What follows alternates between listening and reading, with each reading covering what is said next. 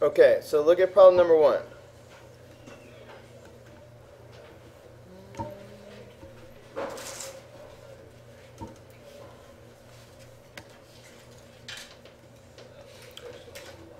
Were you able to answer this? What answer did you guys come up with for arc KR? What'd you get? 95. 95? Did anybody else raise your hand if you got 95 for an answer? Okay, that's almost everybody. Okay, put your hands down. Just in case anybody didn't get it, here was the idea. Look at this angle right here. Thank you. The 75-degree angle, look at the arc that goes with it. It's the arc that goes from here all the way over to there.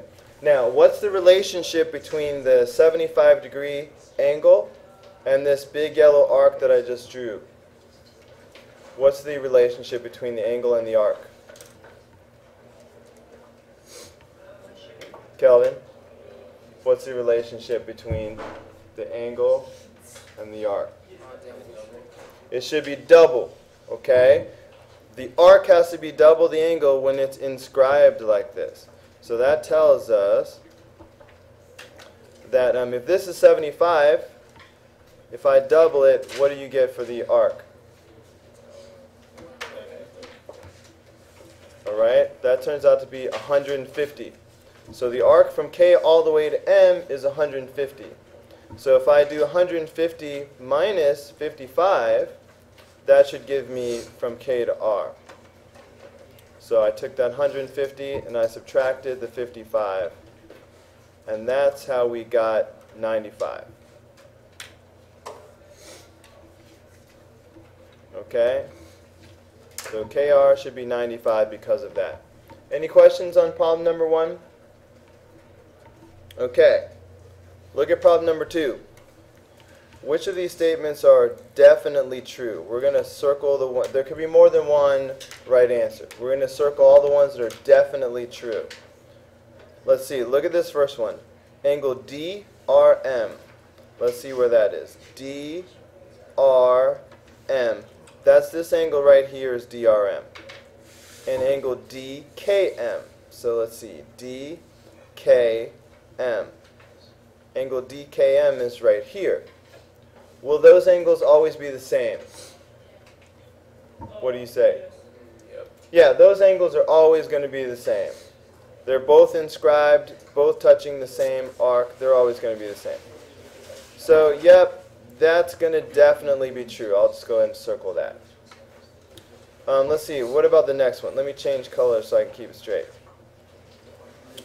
Let's see, I'm going to use green this time. RBD. R to the B to the D. Here's angle RBD right here. And then angle KBM. KBM. Angle KBM is right there. Will those angles always be the same? Yeah. What do you say, Margaret? Yeah. Those angles, those are called vertical angles. Vertical angles are always equal, so I'm going to circle that. Okay? Let me erase. Okay, now we have an angle that's supposed to be half of another angle, KBR. All right, let me change colors again. Oh, that's the same color. Okay, angle KBR, KBR. All right, this is angle KBR and angle RBD. RBD. That's this angle over here. Alright. Well, obviously, angle KBR is smaller than angle RBD. But do we have enough information to know that it's exactly half? Do we know for sure that it's half? No, we just know that it's smaller. That's all we know. We don't know that it's half, so we're not going to circle that one. What about the last one? Do we know that the last one is true? The last one is the trickiest. So watch this carefully in case you had trouble with it. Let's see, angle KMR. KMR. That's this angle way down here. This is angle KMR. And that's supposed to be half of angle RBK. RBK. Well, that's this angle up here. So the question is this angle down here at M necessarily going to be half of the angle that's up here in the middle? Give me a thumbs up if you feel like, yes, that's definitely true. Give me a thumbs down if you feel like, no, maybe, maybe not. Hold up a fist if you just have no idea how to answer this question, one way or the other. The fourth one. Yes, true, definitely. Thumbs down. Not definitely true. Or a fist if you just don't know how to judge it. Keep them up for 5 more seconds and you see everybody. Okay. Put your hands down. The vast majority of people were saying, yes, this is definitely true. Now that's correct, but I need someone to sort of explain to me why. Can anybody explain to me why this is definitely true? I don't see an obvious connection between them. It's half. How do I know that it's half? Because is Okay. Jesus is reminding us about the arc. He's saying, look at arc KR. This is the key.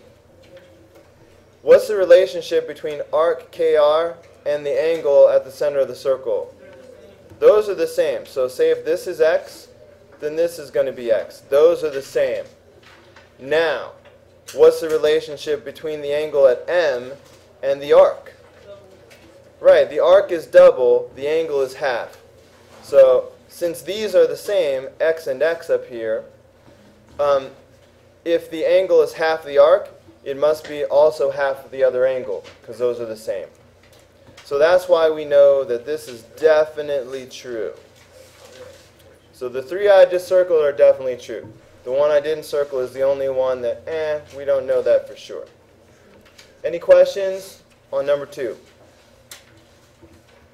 Okay. Look at number 3. Raise your hand if you feel like you understand how to do question number 3. I just need some quick feedback. Raise your hand if you feel like you understand how to do problem number 3. Okay. Put your hands down. All right. What's the idea behind number 3? What do I look at to know if it can be inscribed or not? What am I supposed to be looking at? 180. Opposite angles add to 180. The opposite angles have to add up to 180. Did you know that? Okay, did you know that? Opposite angles, 180. What's the word for that? You need to know the vocabulary word. When they add up to 180, what's the word for that? Supplementary. Supplementary. So opposite angles had to be supplementary. So look at this first one. I lost my marker. There it is. Is this first one yes or no, guys? Okay, that one's a no. 100 plus 100, that's not 180. What about the second one? That's another no. 120 plus 120, not 180. What about the third one? Yes, a circle could be that could be inscribed in a circle. 90 plus 90 is 180. That's why. What about the last one? Yes. That's another yes. Why? Because 105 plus 75 is 180. 85 plus 95 is 180. That's why it's a yes. Does only one set of angles have to be supplementary? That's a good question. Does it only have to be one? The question, the answer is, if one pair is supplementary, the other pair is going to automatically be supplementary. Okay?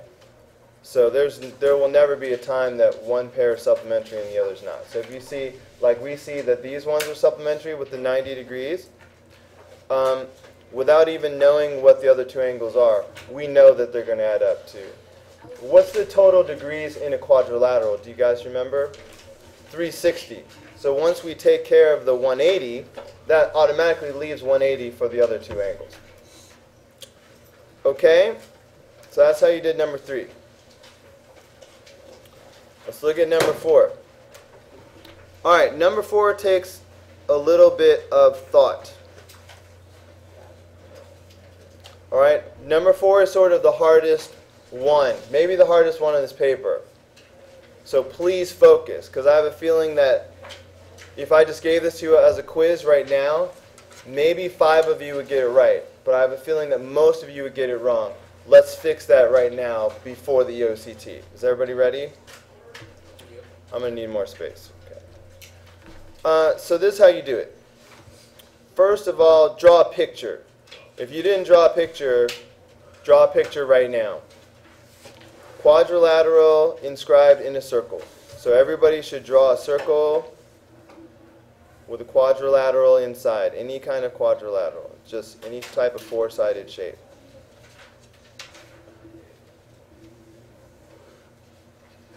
Okay? Just draw a picture. KMRD. Just label it any way you want, but label it in order. KMRD. Label it in order as you go around the circle. KMRD. Okay? Now, this is a quadrilateral inscribed in a circle. What's the property that we just talked about? What's going on inside of this shape? Supplementary. Okay? Which angles should be supplementary? For example, D and M, and what else?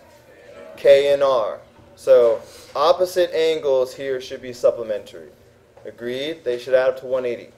So we are supposed to find, they mentioned K and R, and then they ask us for the measure of angle K. So angle K is our target. Let's go ahead and put an X on angle K because that's what we're trying to find out. Now here's the key to the whole thing, what I do next. If I call angle K X, and if I know this other angle is supplementary, can you tell me an expression that I could put for angle R over here? Not plus, but... 180 Right, X. Okay? Greder said, if this one is X, the other one should be 180 minus X. Think about it. If the first angle was 80, what would the other angle be? 100. Because you would do 180 minus 80. So if the first angle is X, and they're supplementary, the other angle is going to be 180 minus whatever the first angle was. 180 minus X. Did you understand that? Because that was really the key to the whole problem, the whole 180 minus X thing. Okay? Shake your head if you didn't understand what I just did. Okay. Now the rest of it is algebra. So let's see what we've got here. It says the ratio of K to R is 3 to 7. Ratio. That means a fraction. Okay? So the ratio of K to R should equal 3 to 7. That's what that means. Now, what's the expression that we chose for K? No, that's R. K, we're calling it X. So I'll put an X up there. What's the expression that I have for R? That's my 180 minus X. So X over 180 minus X should equal 3 over 7. Now guys, how do I solve an equation like this? I hear you saying cross multiply. Okay, so we're going to do 7 times X, and then we're going to do 3 times 180 minus X. Okay, so our new equation will be 3X. What? No, I messed up again. Let me run. 7X equals 3 times 180 minus x. Did I lose anybody so far? What do you think I'm going to do now? Distribute, correct. So that's going to give me, help me out, what's 3 times 180? 540, thank you. 540 minus 3x. What shall I do now, guys? Add. Add 3x to both sides to put these x's together. So plus 3x plus 3x. That's going to give me 10x equals 540. What shall I do now? Divide by 10. Divide by 10, divide by 10. So that gives me x equals what? 54. And that's the answer because we were supposed to find the measure of angle k, and we let x represent the measure of angle k. So there it is, 54 degrees. All right, that was the hardest problem on the whole paper. So if you can understand that, then you can understand anything. Okay, let me just read this down. All right, number 5 is relatively simple.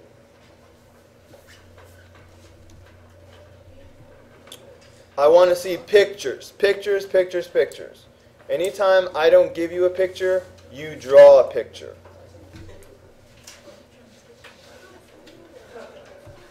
So, one more time. A quadrilateral inscribed in a circle. So for number 5, everybody should draw a circle, and everybody should draw a quadrilateral in it.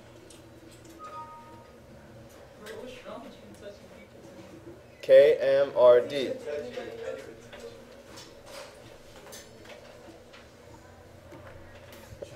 KMRD. Please draw a picture. Make sure you draw a picture. The measure of angle KMR is 72. So let's see. KMR. So that angle right there is 72. The measure of angle MRD is 98. So MRD is 98. So those are going to be 98. We're supposed to find the measure of angle RDK. That middle letter really tells you which angle to look at. So we're supposed to find this angle that I've just marked with an X. Now, there. Do you have any ideas? How will I find X? I mean, Maritza. I'm sorry, lo siento. ¿Lo sabes? What's the relationship? There? Right. Remember, these opposite angles have to add up to 180. Okay? So it's like x plus 72 is going to have to equal 180. Okay? The opposite angle's got to be supplementary. So if I want to find the missing angle, I can just subtract. Subtract 72 from 180. Okay? So that's going to be what, class? 108. That's going to be 108. Okay? So angle RDK should be 108 degrees. Alright, so a main thing to remember, because this can show up very many times on the EOCT, if you have a quadrilateral in a circle, opposite angles are supplementary. Now, we haven't seen this for a while. These formulas will not be given to you. So you guys need to study enough and go over this enough that when you walk in on EOCT day, you will remember, oh, when I have this sort of an X like this inside of the circle, if I'm talking about the parts, the segments, part times part will equal part times part. You're just going to have to remember that. It won't be given to you. Okay? So looking at number 6, hopefully you can see that this is that same situation. Part times part should equal part times part. So if you remember the formula, it should be pretty easy. Now look at this, guys. Part times part. That's 3x times 2x. when we first learned this, half of you messed up on the first step. Let's see. Let me ask Braylon. What is 3x times 2x, Braylon? That's close. That's a mistake that everybody made the first time. He said 6x. What's wrong with that? Anybody? Just blurt it out. It's got to be 6x squared because we have x times x. And x times x is x squared. Does that make sense, Braylon? Okay, so 6x squared. And of course, when I do the other two, part times part, that's 3 times 18. Can you just tell me what that is? 54. Okay, so 6x squared is 54. All right, Braylon, what do I do now?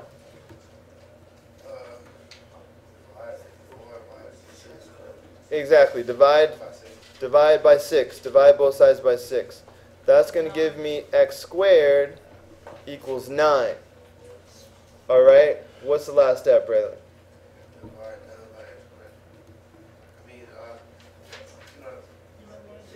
What's it called, Margaret? Square root. I knew that's what you were thinking. Okay, take the square root of both sides. So what's the answer, you guys? So x is equal to 3. That's your answer, number 6. Now, look back at this pattern. When the lines go outside of the circle like this, we don't do part times part anymore, do we? No. Now we have to do part times whole equals part times whole. Remember, the part is always the outer part. Like the A right here, that has to be the part. The x right here has to be the part. And then, of course, the whole. So, let's see. Looking at the top part here with the x and the 12. Let's see. Irvin, can you set up number 7 for me, brother? 12 times 12 plus x. Correct. 12 times 12 plus x. I'm going to write x plus 12 because I'm just comfortable writing it that way. But same thing. Do you guys understand what I did just then? Part and whole. X plus 12 is the whole thing. Okay? And what's on the other side, Irvin? 15 times 15 plus 9. Right, we have to do 15 times 15 plus 9. Okay? Now, look at this, guys. Some of you want to do the distributive property with that 15.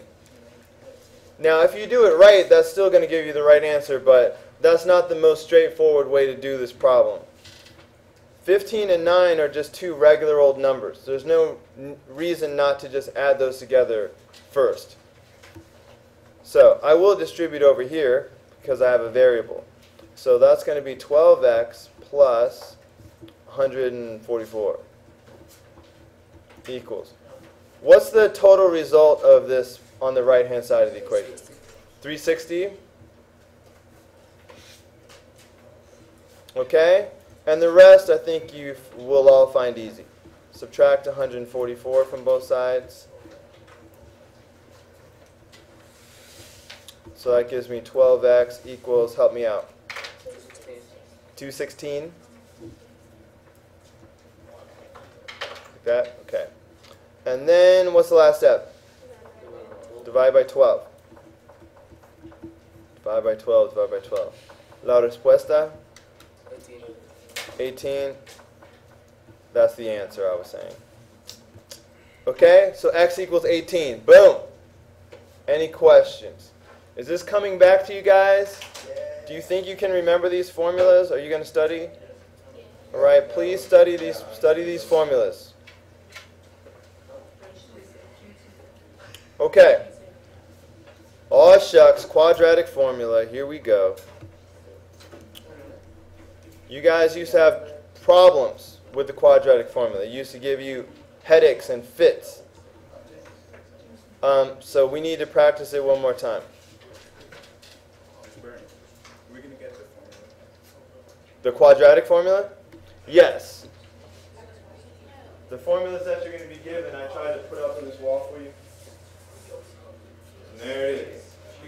Okay? So you will be given the quadratic formula. So that's good news. You just need to know how to use it. So here we go.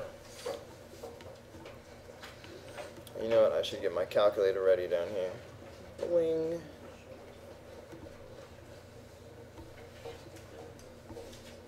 Okay. First of all, I need to have 0 on one side. So can everybody agree that I'm going to have 2x squared plus 11x minus 6 equals 0?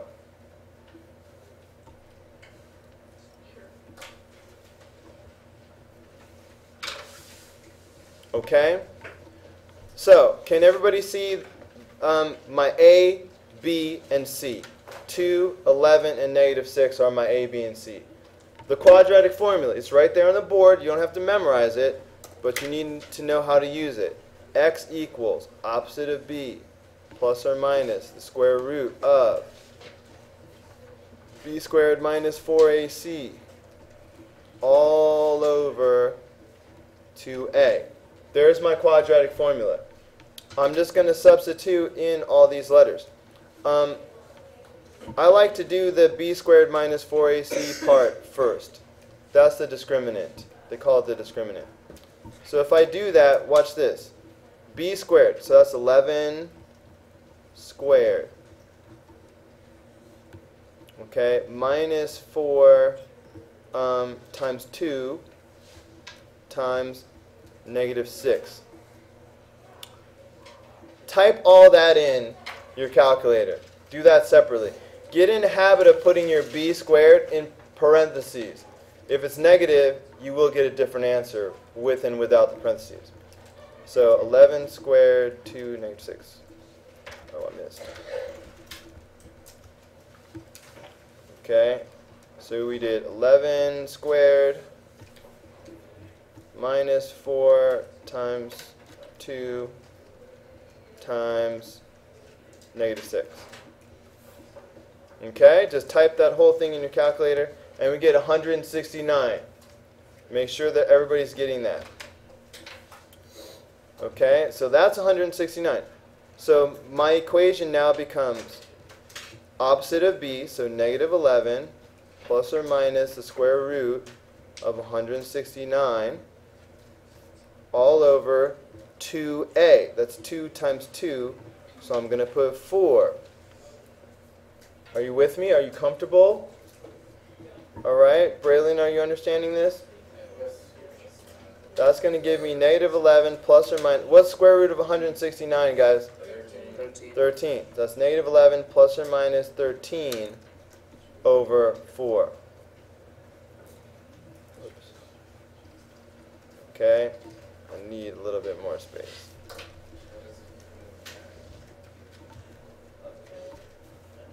Okay, so in your calculator, this is what I would want you to type in.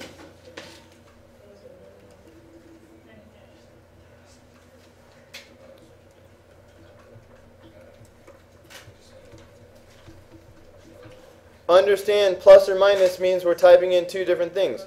We're going to do negative 11 plus 13 over 4, and then we're going to do negative 11 minus 13 over 4. You type it in twice in your calculator. What do you get when you do negative 11 plus 13 over 4? 1/2. So this one gives us 1/2. What do we get when we put the other one in the calculator? Negative 6. So we got two answers, 1/2 and negative 6. Do you guys follow? Is this making sense? Is it coming back to you? All right, we're going to need that for number 9 and 10. So watch out for that. We're going to use the quadratic formula to do 9 and 10. So notice, once again, these segments are coming outside of the circle. So am I going to do part times part, or will I do part times whole? This is a part times whole situation when it's outside the circle like this. So Kelvin, can you help me set up the equation for number 9, brother. X X times X plus 21 times X plus 21. Excellent. Equals 10 squared. Okay? It's weird, right? Because 10 is the part and the whole. So that's going to be 10 times 10. So Braylon would just put 10 squared, right? You writing all this down, brother? I don't even see a pencil in your hand. Wow. So a little distributive property. That's going to give me x squared plus 21x equals 100. So x squared plus 21x minus 100 equals 0. Now this might be factorable. I don't know. But with numbers like this, I would just go straight for the quadratic formula at this point. So let's all go ahead and use the quadratic formula to solve this one. So let's see, what do? We say x equals opposite of b, so negative 21 plus or minus square root b squared minus 4ac. So 21 squared minus 4ac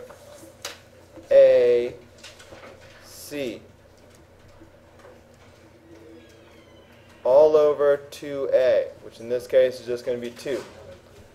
I would not recommend typing this entire thing into your calculator. I would recommend typing the part under the radical separately. That's the main thing I would recommend to you guys. So 21 and negative 100. Okay.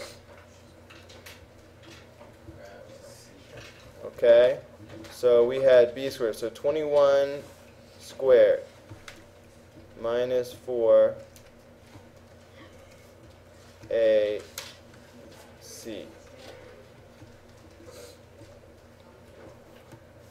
Did everyone get 841 when you did this? So our discriminant is 841. So that leaves me with negative 21 plus or minus the square root of 841 all over 2. Okay? What is the square root of 841, guys? 29.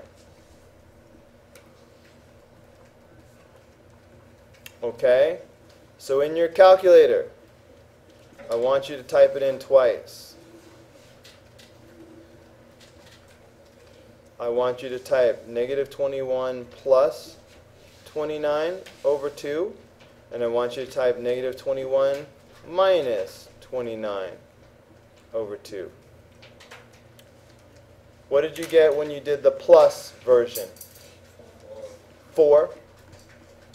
What did you get when you did the minus version? Negative 25. So we have two answers, 4 and negative 25. But tell me why I don't really have two answers. In this context, because it is a picture, these are lengths. We cannot have negative lengths. So we must ignore the negative 25. It is called extraneous. Extraneous. So our only true answer is 4. Okay? We only ignore the negative ones when it represents a length or time or something that can't be negative. Notice in problem number 8, we kept both answers. Negative 6 was a perfectly valid answer because it was just an equation. It didn't represent anything. All right?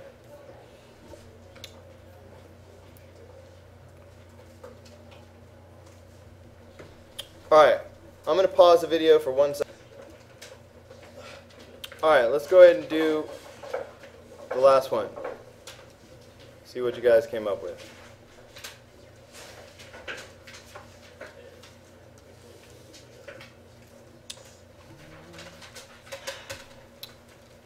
Wait, so one more time. The answers for number 9 were 1/2 and negative 25. What were they? 4? I forget. 4 and negative 25. But negative 25 was extremes. Okay, number 10. Here we go.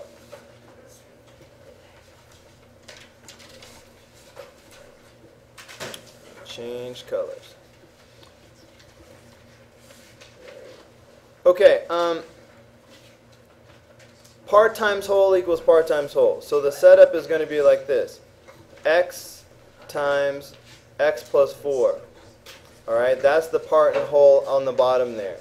Equals 7 times 7 plus 6. Part times whole, part times whole. Are you with me?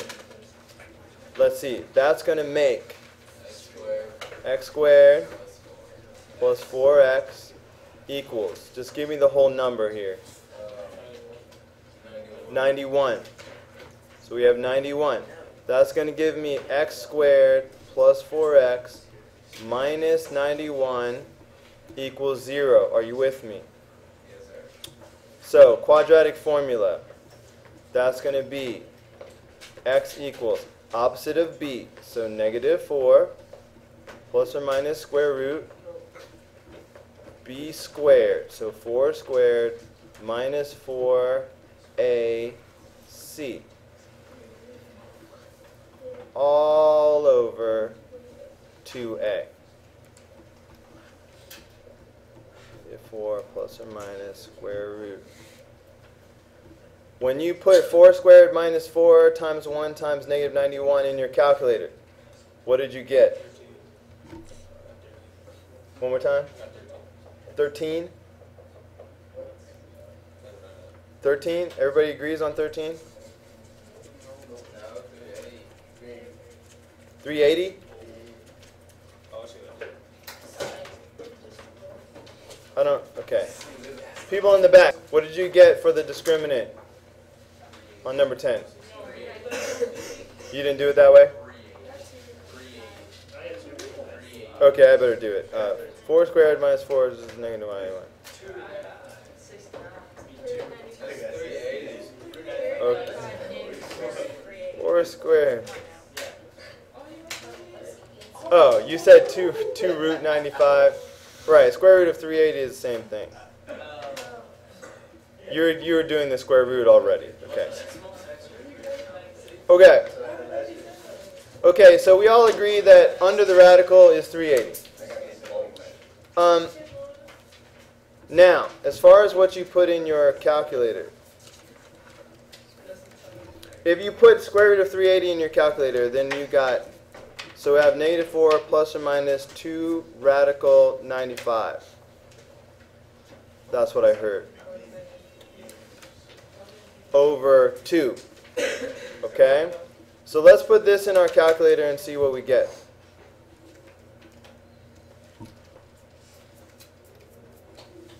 Okay, so in your calculator, you put negative 4 plus 2 radical 95 over 2.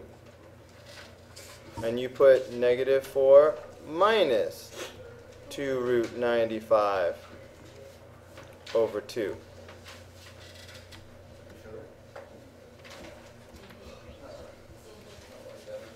Okay, so let's see. So you can just put this in your calculator. Negative 4 plus 2 root 95. Okay, so when you put this in your calculator, you get radical 95 minus 2. And you can go ahead and get a decimal as well. That's 7.7. Okay, so we got radical 95 minus 2, which is approximately equal to 7.7. So that's one answer. Watch this, guys. Maybe you forgot this. If a quicker way to type this into your calculator again, since we're only changing one thing, if you use your arrow key and go up to it and hit enter, you can just go back and change the plus to a minus without typing it all over again. And just hit enter. So I have negative radical 95 minus 2. negative radical, that's a negative, negative radical 95 minus 2, which is approximately equal to negative 11.7. Is this one of these ones where I'm going to throw out the negative one? Yes. X represents a length. A length cannot be negative. So this one is extraneous. So this is the answer. Radical 95 minus 2, which is approximately 7.7. If this were on the end of course test, would you recognize the answer in this form? Look at this. Your calculator gives you radical 95 minus 2. On the EOCT, they would probably write it this way, though. Negative 2 plus radical 95. They usually write it the other way around. Would you be confused by that, or would you recognize it as being the same thing?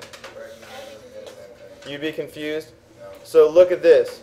When you switch it around, just understand that the negative sign travels with the 2. Okay? So if I switch places with this, that minus sign becomes negative 2. And then look at the radical 95. See how there's nothing in front of it? That means the radical 95 is positive. So when I switch them around, I'm going to make sure it's a plus. So that's like on the test. On the EOCT, this is most likely how they would have it in their multiple choices. So if your calculator gives you this, you have to recognize that this is the right answer. Okay? That's the end.